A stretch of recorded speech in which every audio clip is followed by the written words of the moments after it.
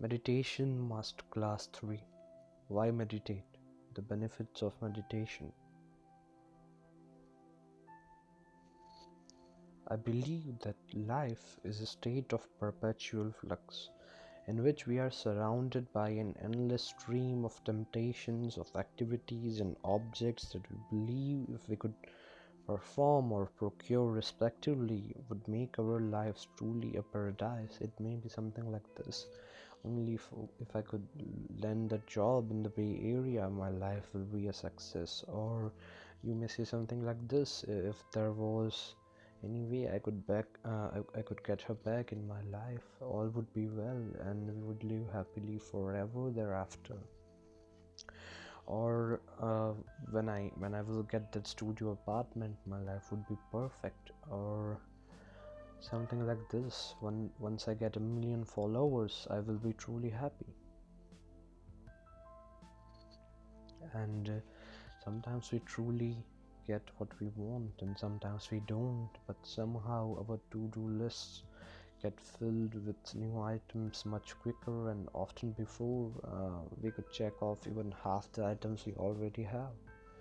And by reasons and means whatsoever, we keep chasing this endless loop of wants and needs, and this loop keeps most of individuals moving, striving for better resources and lives.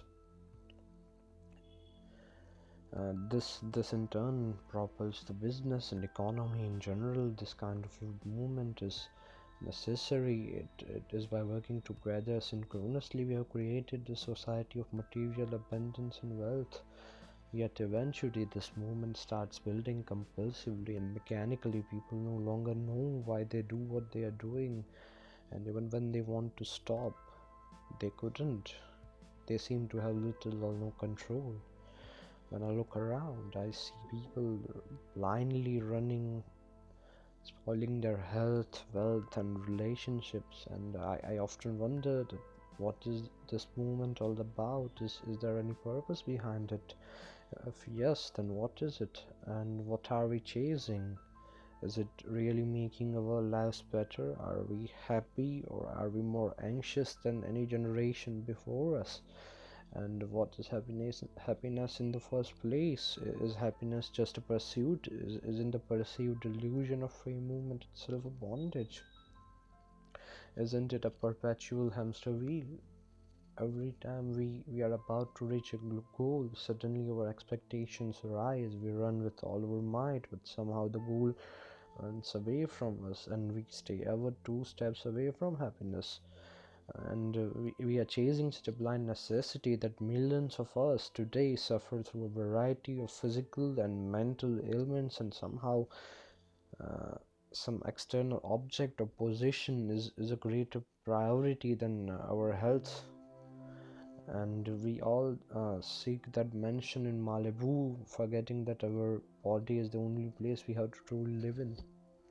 I once read somewhere that the same hammer that shatters the glass toughens the steel. It's not about your circumstances, it's about what you're made up of. The hamster wheel will either make one anxious, often leading to substance abuse or depression, or turns one into something of a tycoon or a capitalist with an unquenchable fire of desire that leads to greed. And eventually capital goes wrong and surpasses morality and humanity. We go into a mall and buy some things like clothes and fruits and groceries, and we sometimes feel vaguely disappointed that we gave away sheets of paper or digits on a screen for acquiring this delicious food items and aesthetic outfits. And then we get all sorts of funny notions, like when we say money doesn't grow on tree. Of course it doesn't. It is like saying inches don't grow on trees, because they are units of measurement, symbols mistaken for truth. Money doesn't really exist. And soon the money, the symbol of wealth and prosperity, becomes more critical than tangible wealth, prosperity, and health of people. America is somewhat like an example of this phenomenon. But there is a third kind of individual who takes a moment to process all of this and realizes that when the movement isn't so, it probably makes sense to escape the hamster wheel problem by dual modulation of attraction and aversion, likes and dislikes, and to sit down and unwind and to still the mind and contemplate what is this all about and what for. Because it is when we get free from the clutter of thoughts and taint of emotions and cultivate stillness, we come truly alive to the moment, and we see beyond the symbols and concepts of reality into reality itself, and a wave of calm and bliss hits us, and we realize a reasonless happiness we always had within us, and immutable bliss as our fundamental nature.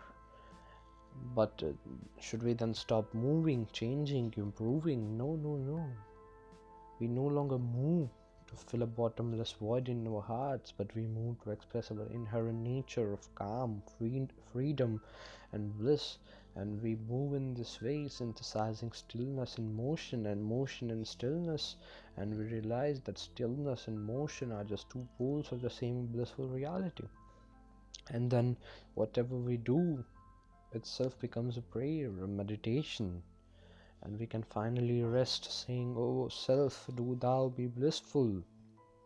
This blissful freedom to act with all our might and simultaneously to stay in it is the essence of all spirituality. Embrace the bliss, express it, manifest it. We are bliss.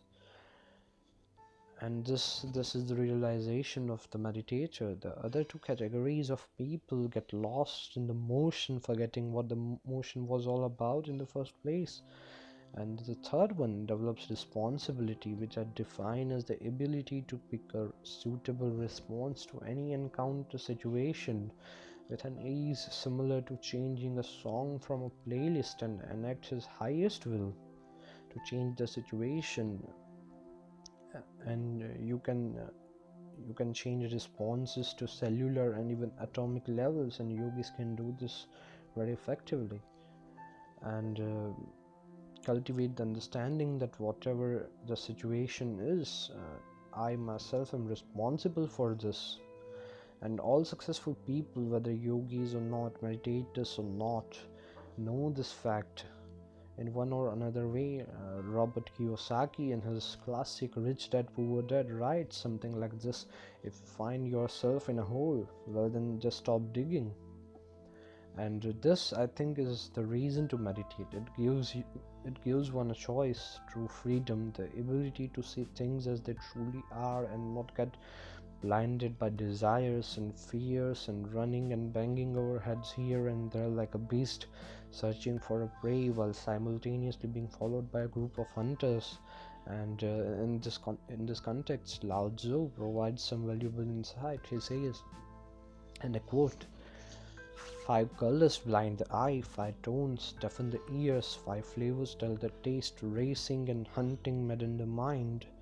Precious things lead one astray, therefore the sage is guided by what he feels and not by what he sees. He lets go of that and chooses this." End quote. In simple words, I can say that if one reduces the experience of reality into symbols, for example, if we reduce the iridescence of sight into five colors, or wideness and vividness of taste into five tastes, and the sound of reality into five sounds, or what we call today an octave, uh, and if one overindulges in such symbols, he gets blinded by the symbols and mistakes them for reality, and is led astray. Therefore, the sage doesn't dwell much upon the objects of senses, and especially the symbols, and prefers inner intuition over outer stimulation. And there have been numerous researches by reputed universities, each showing tremendous physical and mental benefits of meditation. But I see them as more of secondary effects compared to this true freedom and transformation of habits and consciousness that only the meditation can offer. No, the science of medicine today has the proficiency or potential even to arrive even close to meditation in this respect. And in the book Be the Change by Ed and Deb Shapiro, Dev eloquently describes his experience of meditation, which reaffirms my point, and I would like to quote it. It is as below. Quote, I was barefooted and had been walking slowly in the meditation across the lawn.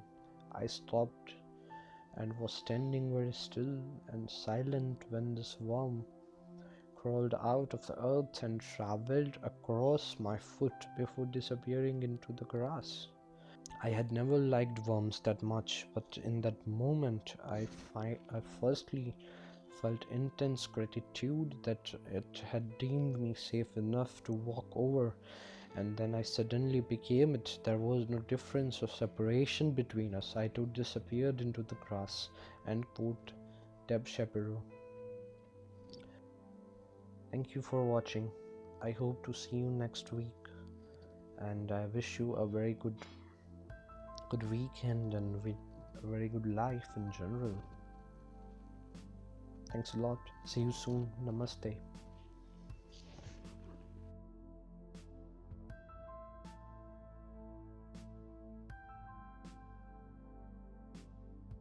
Please like, share, and subscribe. And don't forget to hit the bell icon.